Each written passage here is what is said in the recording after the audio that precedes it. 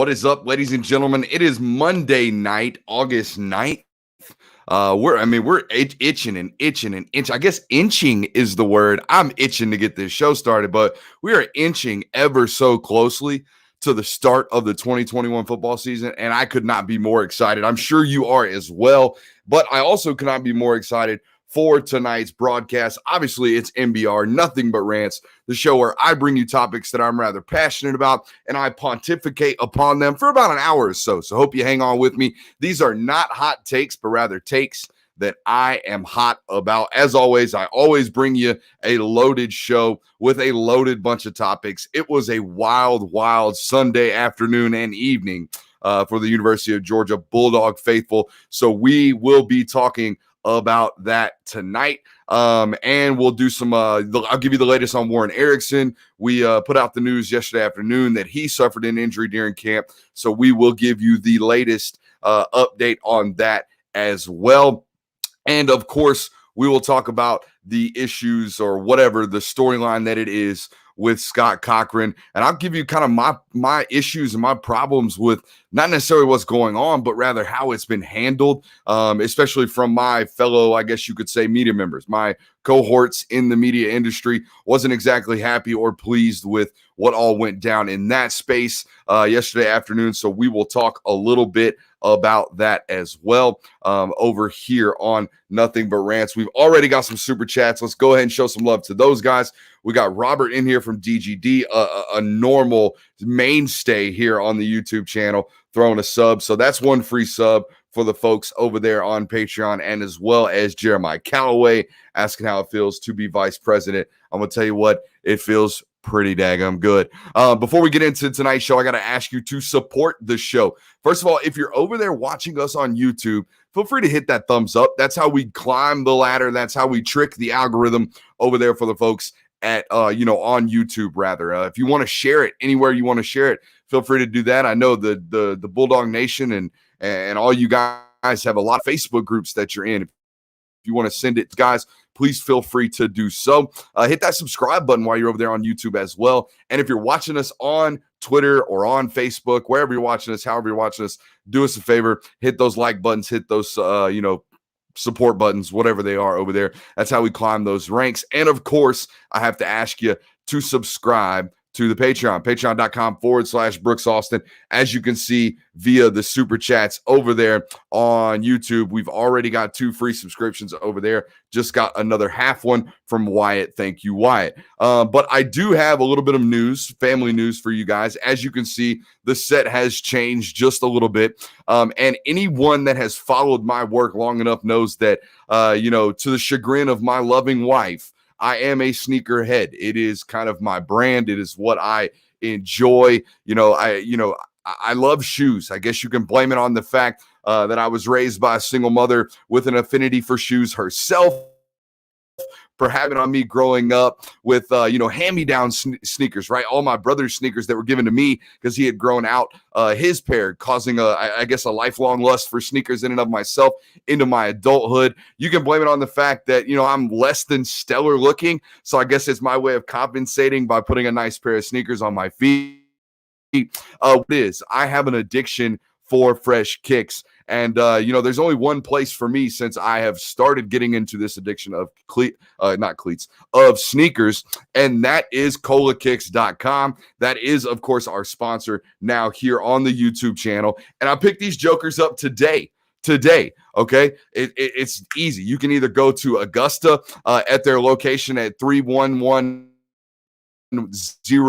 Suite B in Augusta, Georgia, or you can head over online to colakicks.com and use promo code Brooks, and you will not only get $10 off, but you will get free shipping as well. So if you're a sneakerhead, there's one-stop shopping, and it's not just buying. If you're into the trading aspect of sneakers, feel free to trade in your sneakers over there. You'll get some store credit, and you can get some new kicks, or you can walk away with some fresh cash. So we appreciate those guys over at colakicks.com.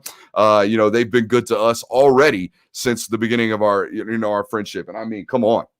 You know what I'm saying? We got some old trainers and we got some ones. Any sneakerhead got to have at least 3 or 4 pairs of ones. And I'm gladly adding to my subscription base or my Kicks base, if you will. So check those guys out and be sure to tell them that your boy Brooks sent you. All right, enough of the support. Let's get into the show in and of itself. I want to start tonight's show with a story that's not exactly, I'm not going to say I'm like super connected to it, wasn't, really, really close to it. But anytime a legend of this game passes away like Bobby Bowden did this weekend, you are remiss as a media member. You are remiss as someone who gets in front of a camera and gives opinions or gets in front of a camera and talks without mentioning it. I mean, this is without a doubt one of the greatest coaches in the history of the sport. And like anybody that's ever been in the sports world or played football or gotten close to being a media member or covering the sport at all, you've probably had your run-in with Coach Bowden. You've probably had some type of interaction with this man. And what an incredible human being he is. And I actually had my run-in and my interaction with Coach Bowden my freshman year of college. I was at an FCA event actually in Carrollton, Georgia, and actually got to listen to him explain his life story, right? He got to walk through what it is to walk in the light of Christ and how he walked through life as a football coach. And I will tell you this much about Bobby Bowden. He was the last of a dying breed, in my opinion. I've played for players, coaches. I've met players, coaches. I've interacted with players, coaches. But if you think about what football coaches look like in today's day and age of college football, right? The ones that have had, unlimited success, right? That top end, upper echelon of success in modern college football and professional football for that matter. Not a lot of guys that look and carry themselves like Bobby Bowden.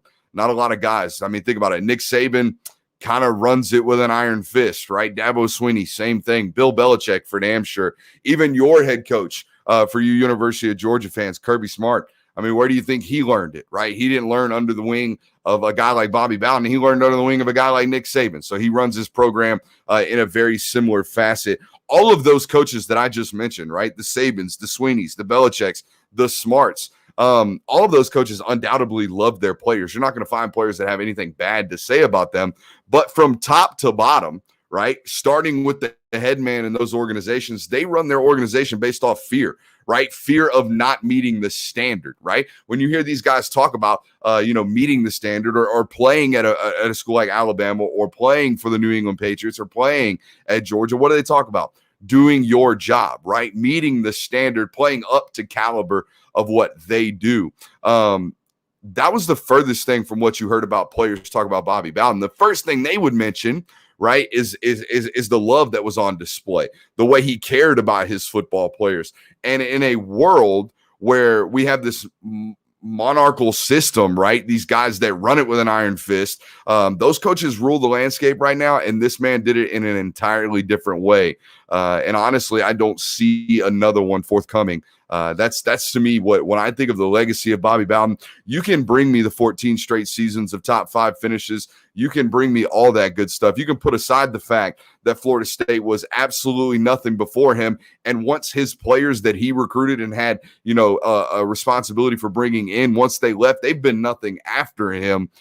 You can take all of that. I'm going to take the man for what he was. And that's an incredible human being and a stuff of legends without a doubt. So yeah, hats off to Bobby, Coach Bowden. I guess I should say, I shouldn't call him Bobby Bowden. Hats off to Coach Bowden. Rest in peace and prayers up to his family. We also got some prayers up for some folks, right? And that's this Scott Cochran story that broke Sunday afternoon, Sunday evening. First off, I'll say this, I think Scott Cochran deserves the right as a human being to battle whatever it is that he's battling right now in his own time and in privacy, right? That's the main thing for me. I believe he should be afforded a level of privacy that everyone else is afforded when they're dealing with whatever it be, mental health care issues or just family issues or issues in general, right? I understand that he is a public figure. He is paid like a public figure. But when it comes to these things, I think it's important that as a human being, you respect their privacy and you give them that privacy, right? There's no need to go out here breaking stories. There's no need to have a come up in this industry based off of this. If you're listening, or if you're here listening to me, though, I will tell you this: for me to give you some kind of scoop on what's happening, if you're here for me to tell you what I know or what the details are of this, you got the wrong guy. That's not me. That's not how I'm going to go about this business. And I even told the Patreon folks that, like, I'm not here to tell you what someone is dealing with outside of football.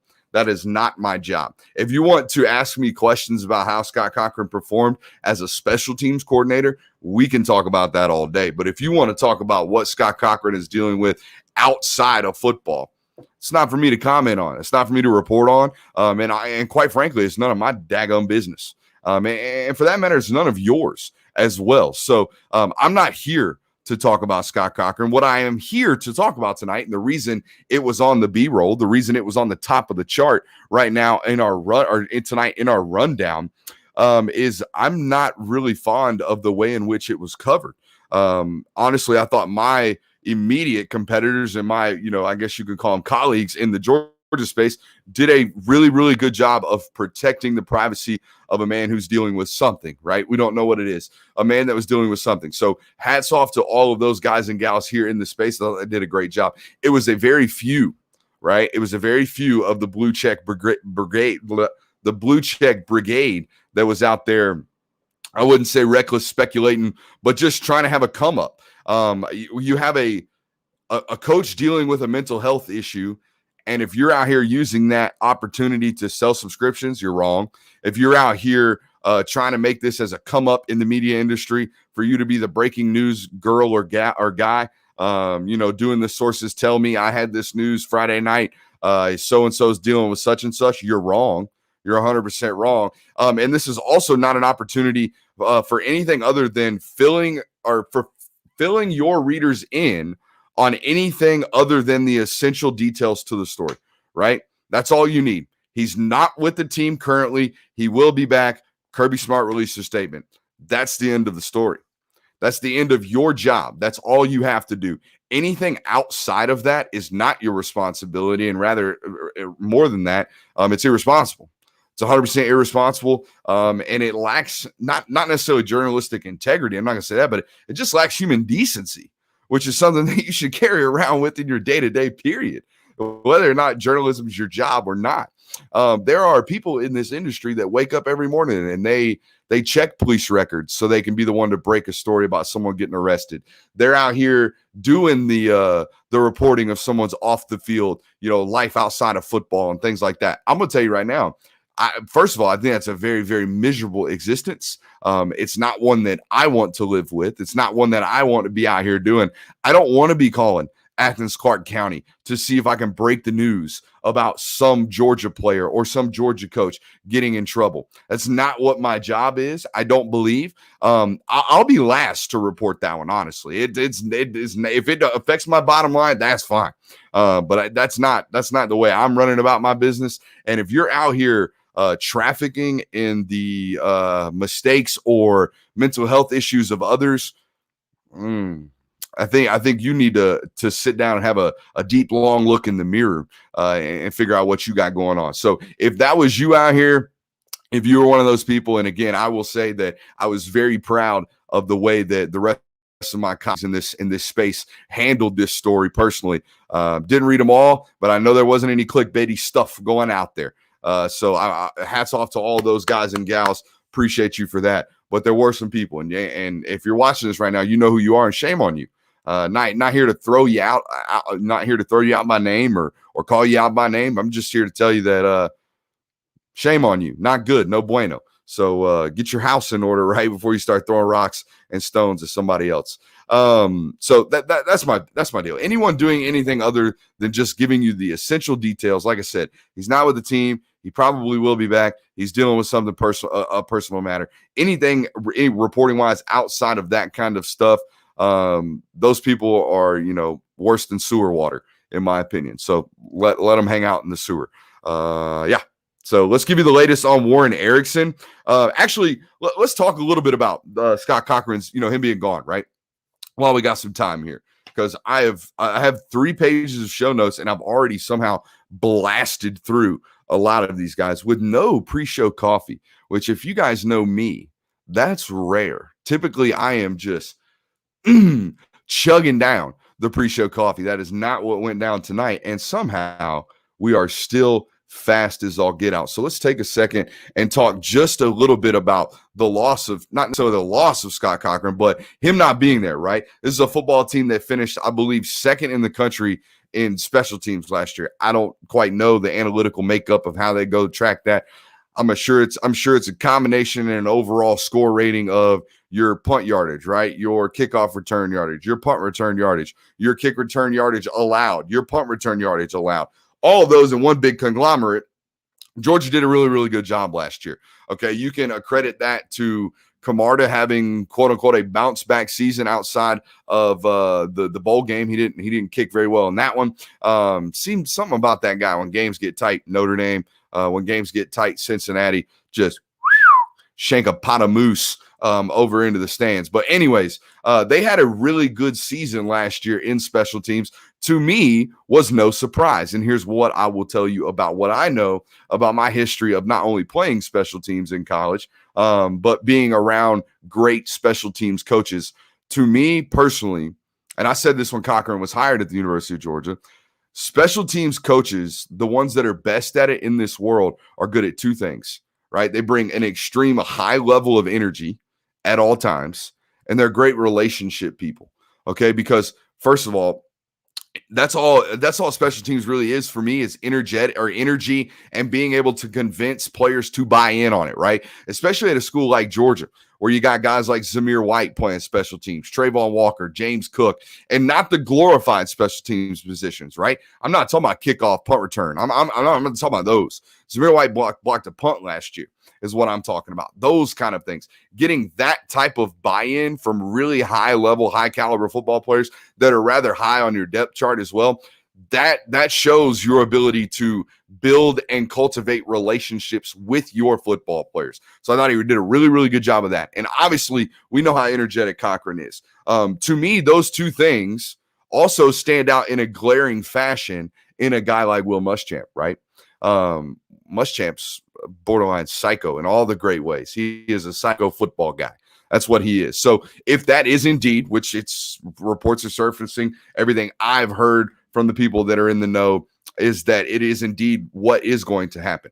There's several advantages of that. Not so much now that COVID still isn't allowing them back on the trail. But I'm going to tell you right now, if Will Muschamp was allowed now to get out on the recruiting trail, man, it would be hell on wheels for the University of Georgia and their recruiting momentum. He's doing an excellent job already without, the real ability to even see these kids, just talking to them and conveying what Georgia's defense does, how they go about it, how they're coached, things like that. And now you're telling me he's going to be on field. That is a different level of upper echelon coaching for the University of Georgia. And this yesterday, I think the number one thing that came to mind when I heard about this was Josh Brooks. I don't think enough credit is, and he's not one to want the credit, trust me. But as much as I heard Georgia fans complain about Alex McGarity for a multitude of reasons, right? His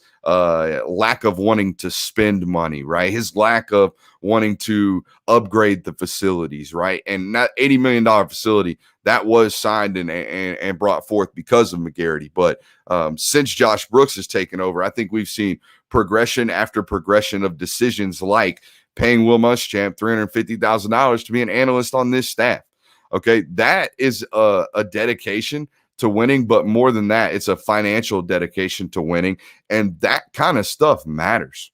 It 100% matters when you're talking about a college football program that's pushing all of their chips in, trying to go win a national title in 2021. And not only that, right? You fork out a bonus or a raise rather for Dale McGee. You fork out a raise for Dan Lanning to keep him from going to believe he gave one or a ridiculous contract, not a ridiculous, a worthy contract to a guy like Todd Monken. So to me, I see a dedication from not only your coaching staff, not only your players, but certainly your athletic administration department, which is vital. Okay, so there is nothing bigger and more important in the state of Alabama football. Nick Saban gets told yes to absolutely everything he wants. So you're starting to see that just a little bit when it comes to Kirby and the financial decisions that back, the support of your head coach. So hats off to him. But also hats off to Kirby Smart for just happening to be best friends with a fired head coach that happens to be a really, really good defensive backs coach and just a great football coach in general, and a really smart football coach in general. And South Carolina fans were in my mentions today. I see salt. That's all I see. When I see nothing but Gamecock fans in my mentions because they're upset about me giving credit to the guy that they just ran off, I do not get that. I don't get that at all, especially me. I'm the guy that's been on this channel right here on YouTube, basically telling you how great I think Shane Beamer did at the SEC Media Days and how much everyone's going to eat that guy up when it comes to his juice and his mental makeup and his energy and all that good stuff. I think they did a great job in hiring Shane Beamer. We'll see what happens this fall, but I don't understand the vitriol from South Carolina fans for me just pointing out the fact that, hey, tip your cap to the athletic administration at Georgia, particularly Josh Brooks, saying, yeah, Kirby, yeah, we'll give him $350,000 to sit in the box. And if something happens, God forbid, he can come back onto the field in an on-field role. So shout out to that dude. We'll get to Q&A here in just a little bit. I do want to take another second for the new viewers to let you know we do obviously have a new sponsor here on the show tonight and moving forward, colakicks.com, where you can buy, sell, and trade some of the hottest sneakers and collectible sneakers on the market. I'm talking Jordans. I'm talking Yeezys. I'm talking Air Max. I'm talking Dunks. Okay. I saw foam posits up there in there today. So if you're a sneakerhead, or maybe you're not a sneakerhead, maybe you're a vintage t-shirt collector, things like that, or vintage clothes collector in general, I saw a sweet Reebok jumpsuit in there today. That's all that stuff's coming back, and it's a new wave. So if you're a parent watching tonight and you think, maybe I need a Christmas gift or a birthday gift coming up for one of my kids, whatever it is, check out colakicks.com and tell them your boy Brooks sent you. If you order online and you use promo code Brooks, you can get $10 off any purchase and free shipping. And if you go in, please tell them that Brooks Austin sent you. It'll help your boy out just a little bit. So appreciate you guys for supporting the channel. The growth on this channel is what has caused sponsors and wonderful sponsors like Cola Kicks to be interested in partnering with us. And because your boy's got a sneakerhead brand, and that's what I do. So yeah, appreciate those guys for being a part of tonight's show and the rest of the shows moving forward. Shout out to Cola Kicks, colakicks.com. Go join them. All right. Without a doubt, Corey D says he sells to them all the time. So yeah, they get a lot of good business. Let's give you a lot of information on this Warren Ericson. I'm not going to call it issue, but let's call it the Warren Ericson deal, right? I was actually tipped off Saturday evening about this. There's a lot of reporting on when this happened, and I don't know if there is reporting on when it happened. I know there's reporting of it happening, but not a lot of active and accurate reporting as to when it happened. This was something that I believe happened during Saturday's practice. He tried to go in some sort of cast during Sunday's practice and was unable to do so. They took further x-rays, waited for the swelling to go down, took some more MRIs as well. Those results came back. And after doing some digging, here's the deal. There is a little bit of difference in opinion, right? When you talk to multiple doctors, you're going to get multiple different opinions. So it's not that Georgia has multiple doctors. They got one guy calling the shots. But anyways, the details surfaced about this injury, maybe to me, I was told 4 to 6 weeks. Okay. And the recovery for that 4 to 6 weeks before you go running and freaking out is based off the fact that this injury occurred to his snapping hand, right? Warren Ericson obviously plays center. He is a right-handed center, and he is not Brandon Cublano, who is the only center I've ever seen as the resident film guy and the resident guy that studies all this stuff and watches more football than, you could probably ever imagine on tape. Brandon Cablano is the only center I've ever noticed that can and will snap with both hands in a football game. It is no different than trying to throw the ball with both hands and being ambidextrous in that sense. Cablano's the only one to ever do it. Ericson tried to do it. I don't think he's going to be able to do it. So here's the deal.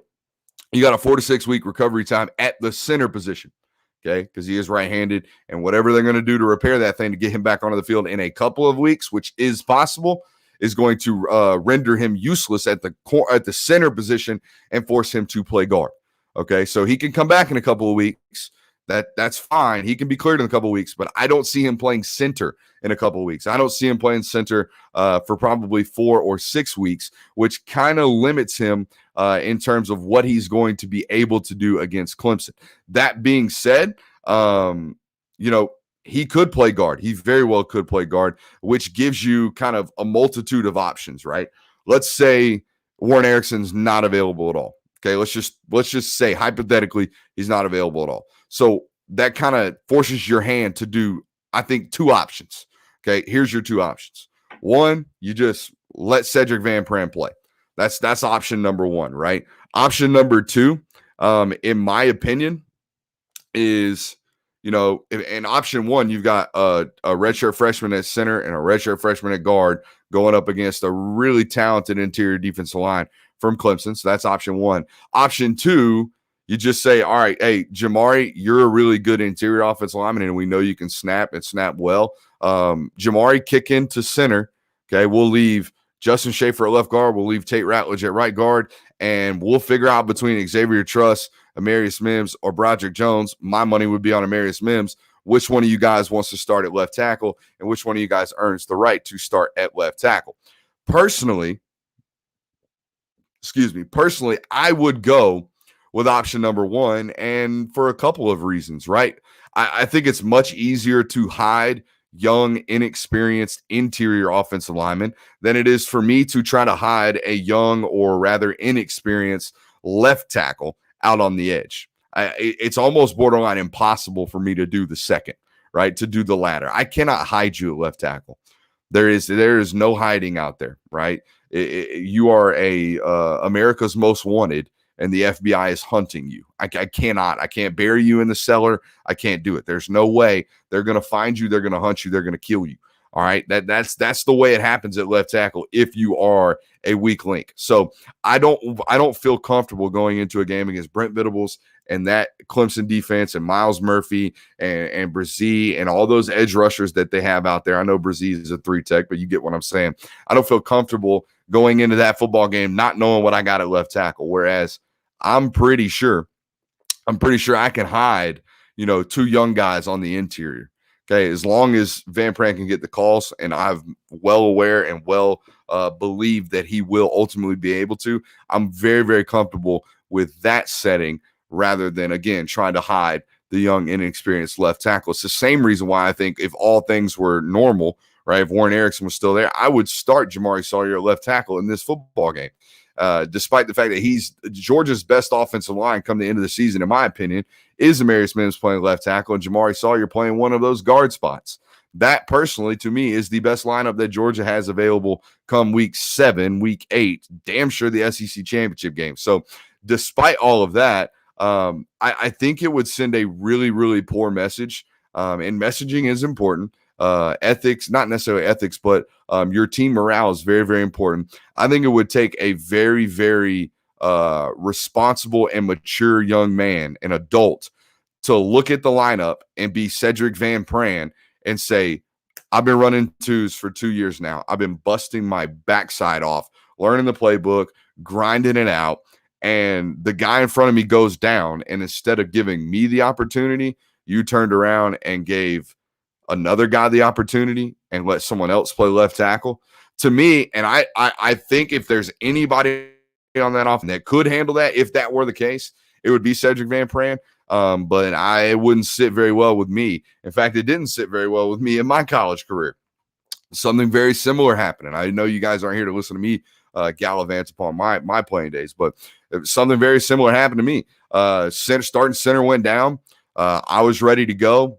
Coach came to me, set me down Thursday afternoon before we got on the bus and was like, hey, I don't think you can handle their nose tackle, so we're gonna go with somebody else. You're gonna travel. I want you to be ready to play, but I'm sorry, it's just not your week. It's a bad matchup for you. I don't think it's something that you can do. It cold-blooded, right? God's honest truth, and it didn't sit very well with me. I think this is a totally different situation because you're really, really sending a pretty bad message to a guy that was. I mean, I'm not a big rankings matter guys, but yeah, he play. And if Ericson goes down and you're not giving him the opportunity to do so, that's a bad look. All that being said, everything I've heard is that immediately when it happened, it was Cedric Van Pran taking those reps, and Jamari Sawyer was backing him up because you're still going to have two centers. So I don't think it's going to be a problem. I don't think it's going to be an issue. I believe in Cedric Van Pran Granger. I'm going to tell you that right now. It is a common joke in the Discord channel over there on patreon.com/Brooks Austin.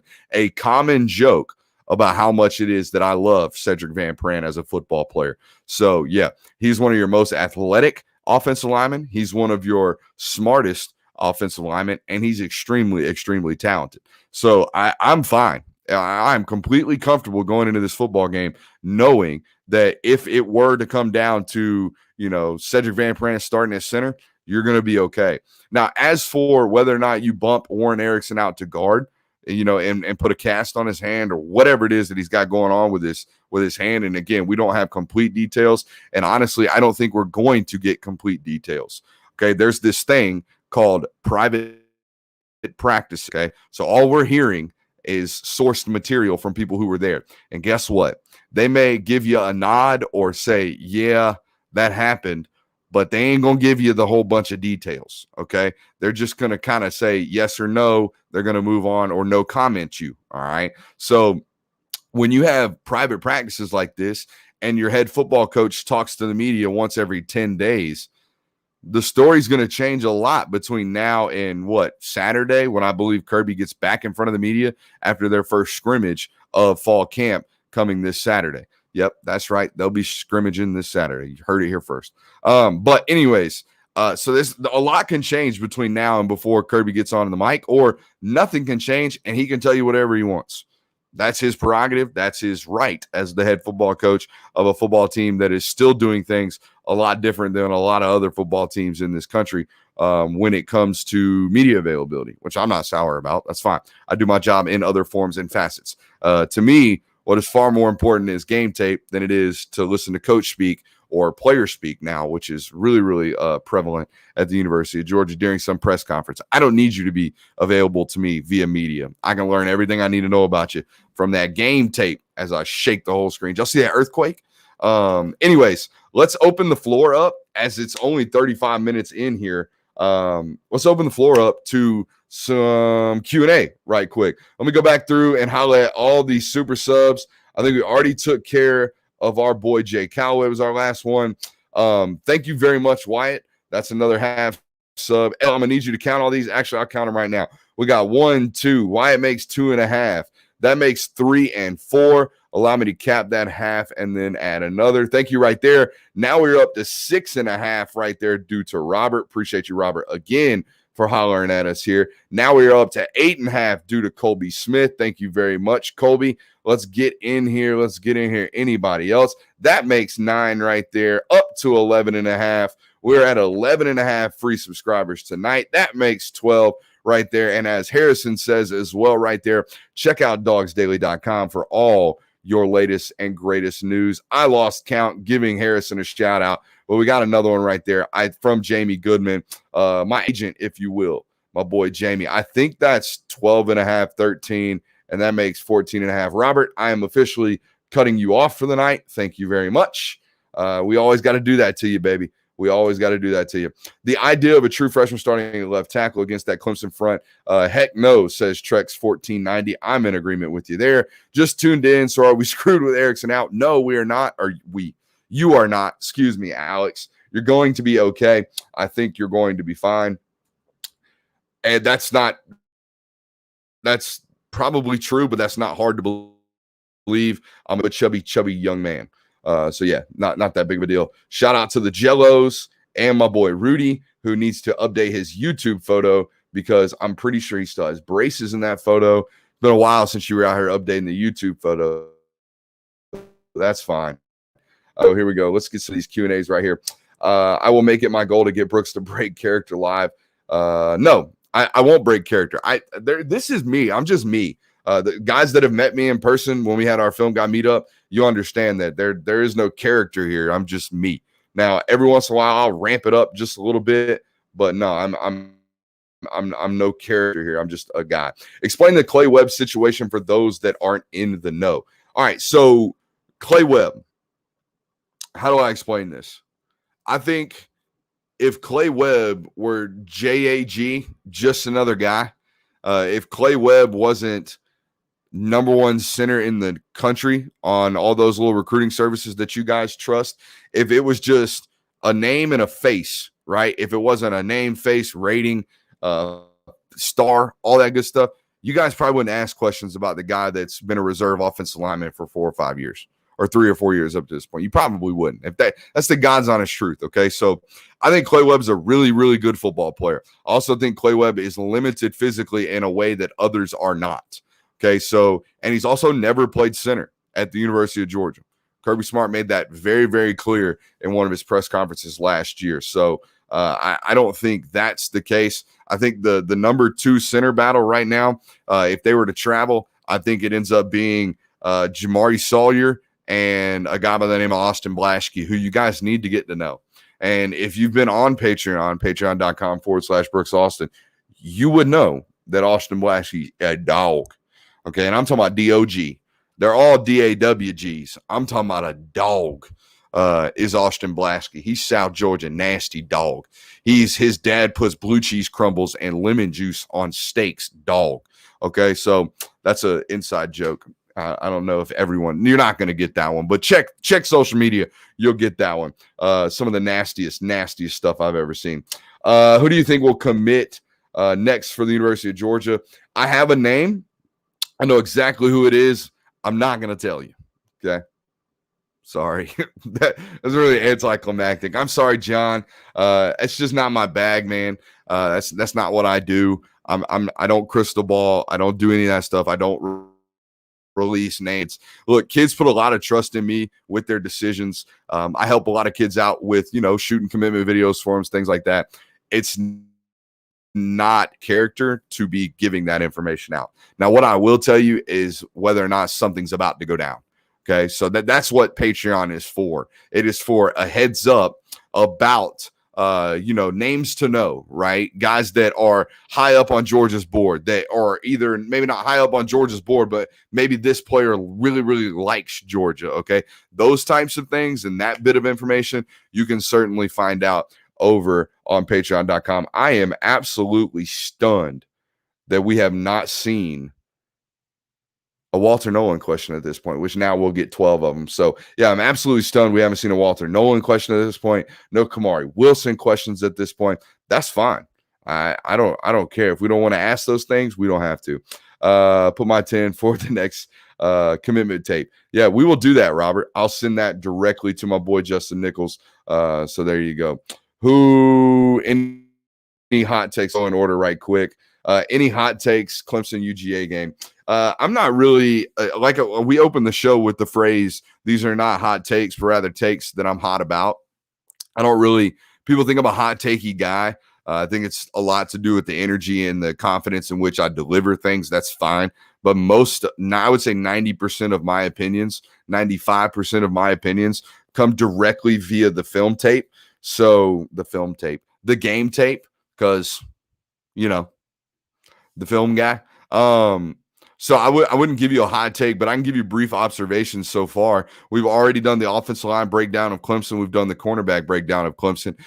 Those are both up on the YouTube channel if you want to check those out, maybe missed them. So feel free to do that. But I will tell you that, I think their left guard is a liability, and you can go find out why on that film study. I think, they're starting a new center, and their right guard last year wasn't, all world in my opinion either. So when you're struggling interior wise up front, if you're Clemson, in my opinion, at least in the film's opinion, in my evaluation's opinion, when you struggle up front interiorly against a school like Georgia and against a roster like Georgia, that's a bad mix.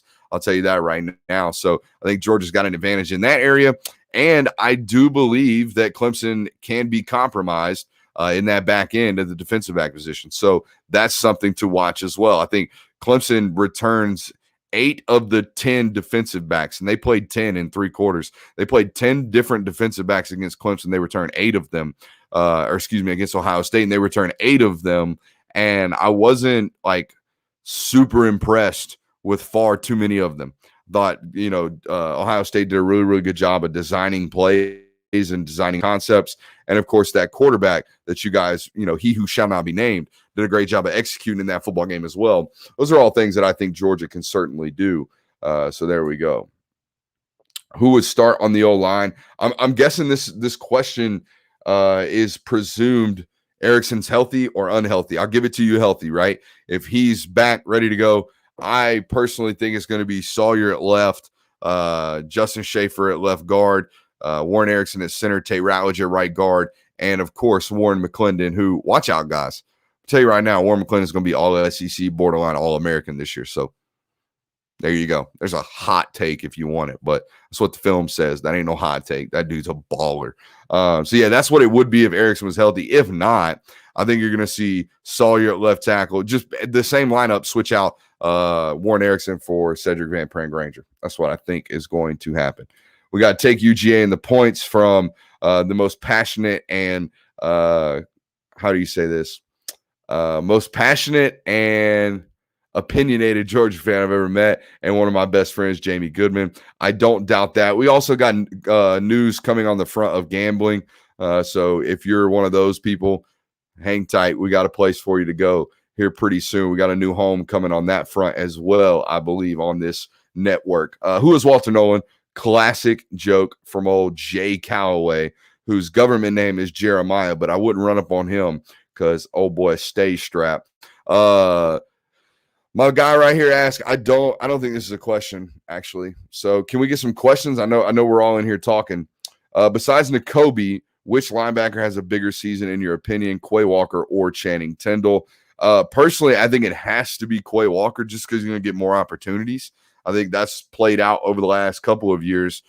Even when, Monty Rice and Tate Crowder were healthy, the guy in this roster and on this roster in 2019, I thought you saw Quay Walker get more reps than anybody not named Nakobe Dean in terms of spelling those guys and giving them a breather. Saw the same thing in 2020 when, things broke out and Monty's foot started hurting him a lot more than was ever reported. And there was some legitimate things going on there. They leaned on Quay Walker, tremendously. The Quay played a lot last year, and he had his ups and downs, honestly. I think if Quay Walker puts together 12 consistent football games, he doesn't have to play out of this world. He's got to play above average. He could be a third-round draft pick. He really could. There's very few physical specimens that look and run and move like Quay Walker. So if that's the case, I think it's definitely him. Though I do believe Channing Tindall's their best blitzing linebacker. Tape says that as well. So you're going to see him play a lot.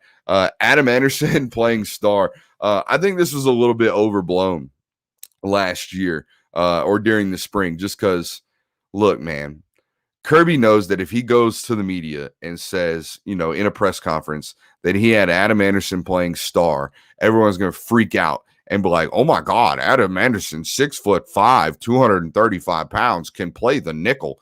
I'm here to tell you that the dude did it last year too, okay? And all it is him playing Sam linebacker out in space. So if that's what we're going to call nickel corners nowadays, y'all can do that. Y'all can run and do that. I don't get flabbergasted and blow my head doesn't explode when I see it because I've seen it on tape. They do it, okay? They have done it already. And it was a product of them not having enough depth and experience at the actual star position. Think about the star, the word star, just for what it is. It is a word. Now, if you can't differentiate, that's if you cannot differentiate the difference between Tyke Smith playing star and Adam Anderson playing star. One of those guys is a nickel corner. The other is an outside linebacker playing in space. Okay, that is the differentiation. Don't get caught up in that term. So to answer your question, I don't believe Adam Anderson's going to play any star under what you're asking about. Okay. So, and maybe you do know the differentiation point, Paul, but if you didn't, now you do. So yeah, Trayvon Walker at the jack, he's going to play a lot of it. Okay. I personally think that Trayvon Walker will be the first one to give Nolan Smith a blow at the jack position. Okay. He'll be the first one. They'll rotate Jalen Carter over to the defensive end spot. They'll put Trayvon Walker in there at the jack position. Watch. That's what's going to end up happening. Let's see here. Oh, man, I got way behind. I have heard that Broderick Jones has superb pass pro skills and quick feet. Does this possibly give him a sleeper possibility for left tackle for Clemson due to their pass rush?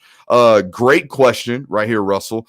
I think all three of those guys have a strong possibility to play left tackle if Jamari Sawyer is not going to be there. If that coaching staff has not already predetermined that they're going into this football game with the experienced guy at left tackle, if they are legitimately letting it be a competition, it's a coin toss to actually who's going to win that spot.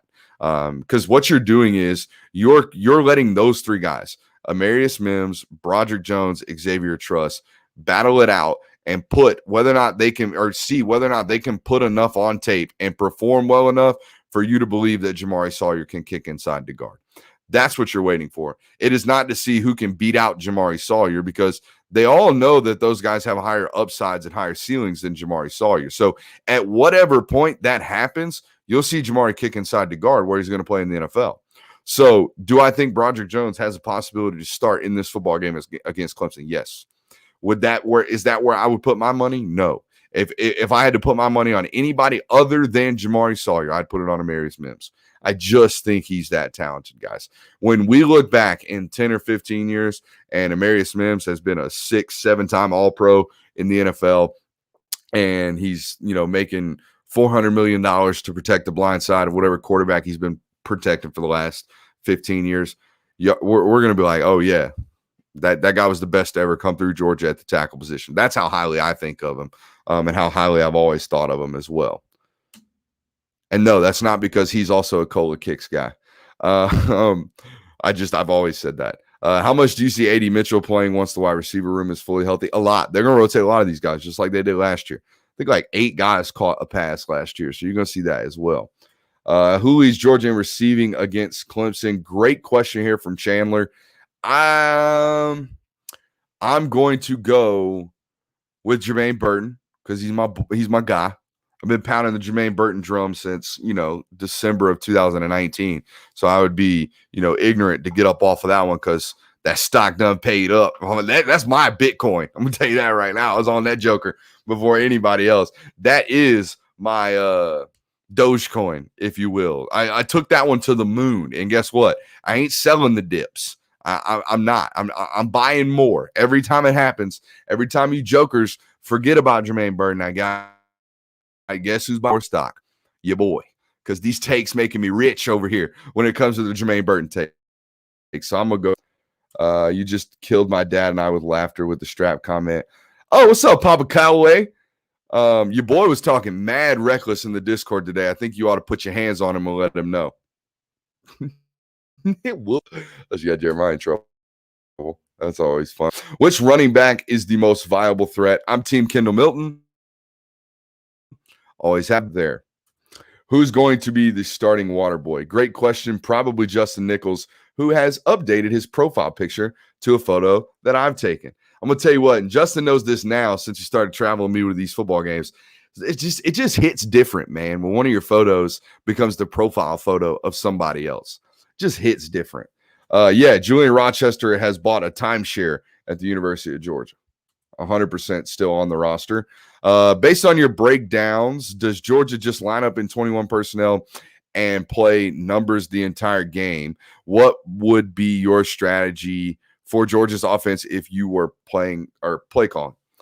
I can't read, guys. If you haven't figured that out, I can't. I got all these books. Sorry. I got all these books because I think they make me look smart, and my diploma sitting over there. My master's degree is sitting over there in the corner. All of it means nothing. I'm an idiot. Okay, I'm dumb. All I know is me know football. Me know nothing else. Can't read. But anyways, you're asking about football. So this is my money shot right here. I think you're meaning 12 personnel, not 21 personnel, first of all. I don't see Georgia playing a lot of two backs, one tight end at all this year. So always remember tight ends first, running back second in personnel packages. That's how we call them. So I think you're meaning 12 personnel. And personally, this coming up year, depending upon whether or not Eric Gilbert is 100% ready, when it comes to knowledge of the playbook and being able to be used versatily, like I believe they're going to try towards the middle and the end of this season. I don't know how they're going about calling their own personnel packages. And hear me out on this. This is what I mean. I don't know whether or not they're legitimately calling it 11 personnel if Darnell Washington and Eric Gilbert are on the field. I also don't know, because I haven't seen it yet, what defenses are going to do and how they're going to classify that. And follow me on this one, right? So you've seen on tape, if you watch my defensive back breakdown, that when Clemson gets in 12, or when Clemson sees their opponent get in 12 personnel on the defensive side of the football, right? When Clemson's on defense and they see the opposition give them 12 personnel, if you watched it, I'm going to ask the question to the class and you say it at home. What did Clemson do? Clemson got in base personnel. Base personnel for them is a 4-3 defense. So in other words, they tried to cover one of those other guys that they classified as a tight end with an outside linebacker. So early on in this football game, if you see Darnell Washington and A-Rig on the field at the same time, which I think is going to happen a lot this year for the University of Georgia, it's going to force the opposition into a pickle, if you will, in terms of how they're going about classifying the personnel package from Georgia.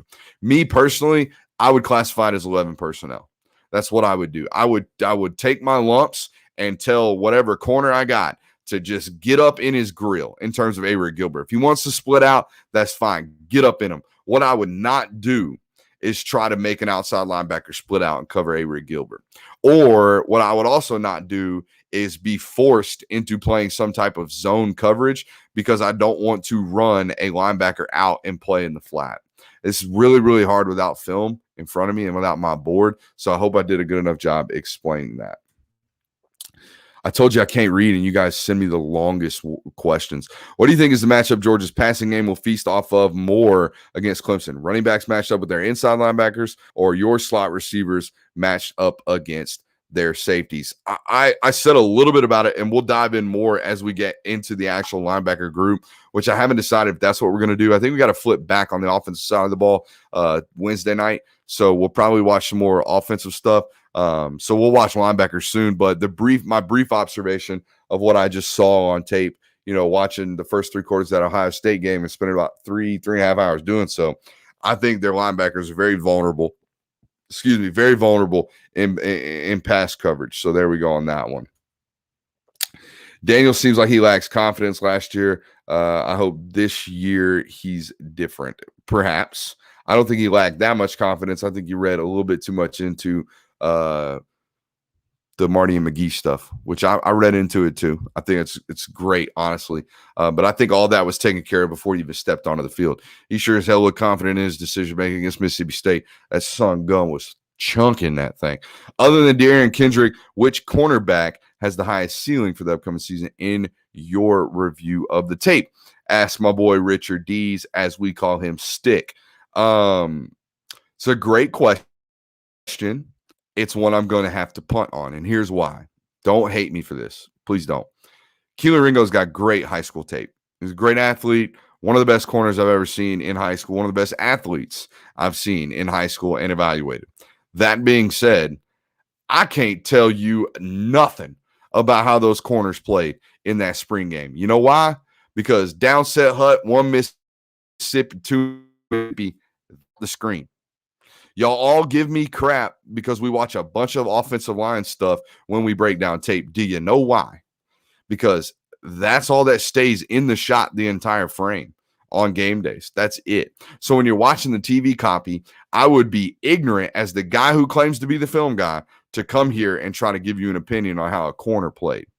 All I get's the end result. I don't know what it looked like leading up to the end result. For that matter, same thing with wide receivers. So if you're ever watching somebody that's out here, quote unquote, breaking down film, and they're talking to you about defensive backs and they're watching TV copies, cut that crap off. Don't ever give them the time of day. They don't know what they're doing. I'm not going to say they don't know what they're doing. They're not doing a service to you and especially to the player. So all the defensive back stuff that we watch is all 22. It is the eye in the sky, not the eye on the TV dot, okay? And I don't have the all 22 from the spring game, so I don't know. But in terms of physical makeup, right? I said all that because I haven't reviewed the tape of the spring game because I can't. But in terms of physical makeup, there is no higher ceiling than Keely Ringo. And then after that, I would have to say Nyland Green because you guys know my thoughts on him. Brooks, is Georgia's sideline ready for both CKS and Coach Boone? Probably not. Them poor boys don't know what they're in for. Absolutely. Jeremiah says Julian Rochester will be collecting Social Security checks from Georgia without a doubt. How much of a blow is the loss of Jermaine Johnson and Herring on the defensive end at the defensive end spot? Will we see this year? Sorry, I can't read. What do you think is the second D end to back up Walker? I think you're going to see a rotation of a bunch of guys, right? I think you're going to see Trayvon Walker play a bunch of positions. You're going to see Jalen Carter play a bunch of positions. You're going to see Devontae Wyatt play a bunch of positions. So the question's not who's the backup. The question is, how fresh can they keep those guys? I think they play a rotation of about 7 interior defense linemen. I'm not talking about the outside backers. I think legitimately they play 7 guys, 6 or 7 guys on a constant rotation on that interior of that offensive line. As for the loss of Jermaine Johnson and Malik Herring, the loss of Malik Herring is far more crucial for me just because how smart of a football player that guy was. He was always in the right spot and was a great leader on that football team. So I would have to go with him. The problem I have about Georgia this year, and I've actually texted a guy, that's connected. I talked to somebody and was just telling them my concerns based off tape that when I saw teams, especially like Tennessee and Alabama, I saw teams get into heavy 12 personnel offensively, right? 2 tight ends, put them on the end of the line of scrimmage and say, all right, Georgia, we finna run that ball at your throat. Let's see what you got. What Georgia would do is they would put Azeez Ojulari on the field, Jermaine Johnson on the field, Malik Herring on the field, Jordan Davis on the field, and Devontae Wyatt on the field. It's pretty damn hard to run the ball against those types of bodies, right? And you've got a lot of those bodies back now. Don't get me wrong. Trayvon Walker slides in for Malik Herring, just as bigger and more physically impressive, right? But as far as those outside backers, you're subbing out a guy like Azeez, who's 6'3", 249 with 34 and a quarter inch arms for a guy in Nolan Anderson that might be 6'3", might be 235-ish pounds, 230 pounds, probably will be about 228, 290. And who is going to play the Sam? Who? Adam Anderson? Adam Anderson don't play on early rundowns for a reason, guys. It ain't no bias against Adam Anderson. It's the fact that he's 6'5", 229 pounds. And yeah, he can rush the passer. That's all he's been able to show. Okay. And there is a reason why he hasn't been on the field on early downs prior to this year. And he's going to have to this year. Okay. There's no ifs, ands, or buts about it. The depth is not deep enough anymore. The depth's not deep enough. The roster's not deep enough anymore for him not to buckle up and play on early downs and not just be a pass rush specialist. All that being said, that dude's going to be a first-round draft pick no matter what he does because he's going to test out of the daggum roof. Okay. Out of the daggum roof. Who leads the Clemson game with the most tackles for UGA? Nakobe Dean. I mean, he's going to lead the team in tackles every game this year. Book it. Kamari Wilson update. This is where I send you to the Patreon. I asked you and baited you. Kamari Wilson update. Patreon.com/Brooks Austin. Tonight after the show. We got a boatload of free subs. So if you want to check it out, if you want to see that nug, unless you're a direct competitor, hit me up. We'll get you that nug, okay? I'll give you that Kamari Wilson update. Man, the Discord is going to love that one. Absolutely going to love that one. What camera do you use for photos? I can definitely answer this because I don't care. I use the cheapest Canon that I could have bought. Let me tell you about my photos. Well, my editors have like $5,000 photo for cameras, like $6,000 camera. I've seen a dude out there with like a $15,000 camera lens. Okay. My photos look halfway decent. Players love my photos, all based off angles, effort, and editing. That's it. Ain't no tricks to it, baby. Angles, effort, and editing. 1,000%. Here we go here. Clemson is really hyping up Will Shipley as their stud back as a freshman. They claim he's a phenomenal receiver as well as a hard runner with speed. What do you see in his high school tape? Exactly that, Russell. I see exactly that. Yeah, he is. If there were ever a dual threat running back, that's what it looks like. Is he going to be ready to play SEC football basically week 1? I don't know about that. But he's a great player. Don't get it wrong. Rosemi, Blaylock, Robinson, Mitchell. Which of these guys steps up the most? I personally believe Dominic Blaylock's already stepped up in his college career. He's just had a bad string of injuries, bad luck of injuries. I love all 4 of those guys, and I'm not really going to pick between one of them. Here's one guy that he kind of burst onto the scene this spring, and you heard a lot about him if you were reading practice notes and spring game or, scrimmage game updates and stuff like that. Dude, every time Justin Robinson gets on the field, that dude balls out. He balls out. 100% does. So would love to see that guy get some deep balls this year as well, especially considering how much they're going to try to drive it down the field. The rest of those guys are really, really good as well, though. Hot take, Brock Bowers, 2 touchdowns against Clemson. We're going to call it Clemson. Okay, we're going to bump off of that take right there for you, Paul. Appreciate you. I probably shouldn't just read hot take. Probably shouldn't read those. MJ Sherman has to play this year, right? Absolutely has to play. Is back healthy now, so they're good there. Who is in the lead for the number 2 cornerback position? All right. This is something I've already told the Patreon audience, so I don't care to tell you now here in Q&A. And we are about to wrap this up, folks. So as Rudy Rusato over there, as my boy Rudes hopped in there and said, hit that like button over on YouTube if you please could. So let's talk about this lead for the number 2 cornerback spot. Here's my opinion. It's a sourced opinion, okay? Here's what I think about this situation. I personally think you have to give Amir Speed the opportunity to lose this job at corner. It's Darian Kendrick because that's a plug and play. That's as close to a plug and play as it humanly possibly gets.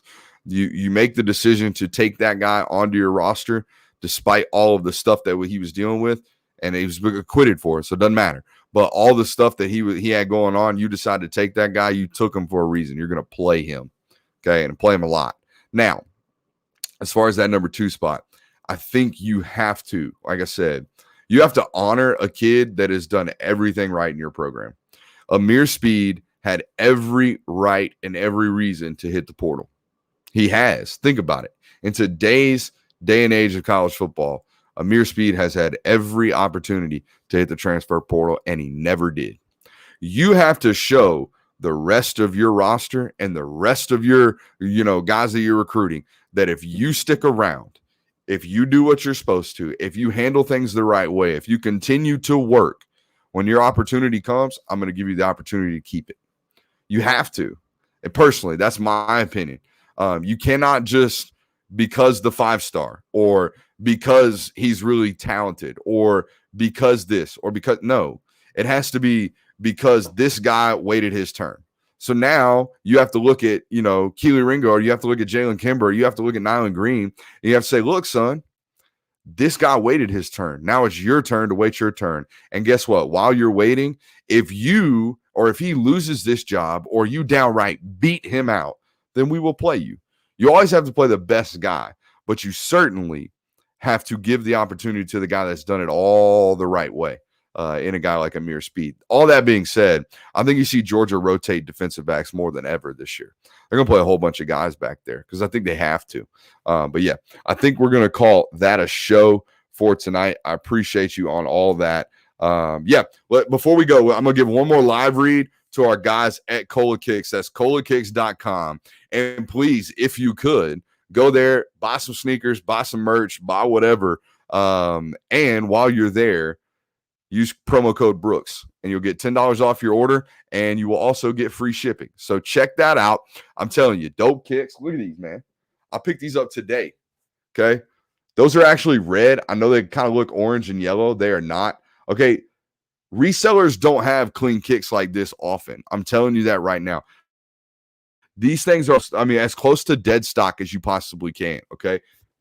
Fly ass sneakers. Okay. And then these right here, I'm telling you right now, I've looked for these old school retro trainers for like 7 months. Can't find them.